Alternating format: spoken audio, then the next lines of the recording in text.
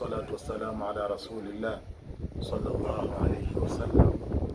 Baada leo katika ukumbusho wetu tutajifunza mada inayosema jifunze kwa mitume.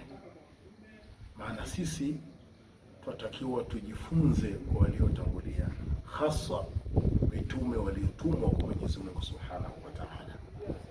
Qala Sayyiduna Jalaluddin Ar-Rumi, asema Jalaluddin Rumi natufelekeza, anasema inna jamia al-anbiya'i alayhimus salam, hakika mitume wote waliotumwa na Mwenyezi Mungu Subhanahu wa Ta'ala, sabaru ala idha'il juhala, walisubiri walivumilia juu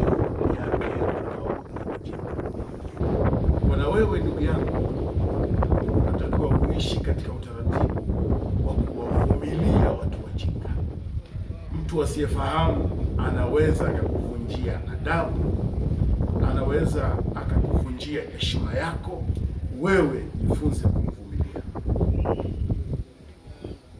Tena wa minal ladhina lam yu'minu bihim, na mitume waliweza kuwavumilia hata wale ambao hawakuwaamini. Mitume waliwavumilia.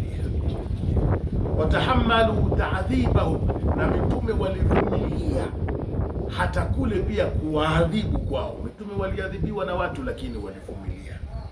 Wabidhalika, kwa ajili hiyo ya uvumilivu wa mitume, waswalu ila martabati ahsani al-ibad, mitume walifikia katika daraja za juu za waja kwa sababu ya uvumilivu. Waswaru, na wakawa hao mitume maanawiyan, wakawa kimaana kalmuluki, ni kama wafalme. Alladhina, ambao intasaru, walionusuriwa, waadu ghalibina, na wakapata faida gawira kwa ajili ya subira zao. Kwa hiyo ujumbe wetu wa leo tunakwambia wasubirie watu wasikuwa na uvumilivu, na wewe fanya subira ili uishi vizuri katika maisha haya ambayo tunaishi katika dunia. Wassalamu alaikum wa rahmatullahi wa barakatuh.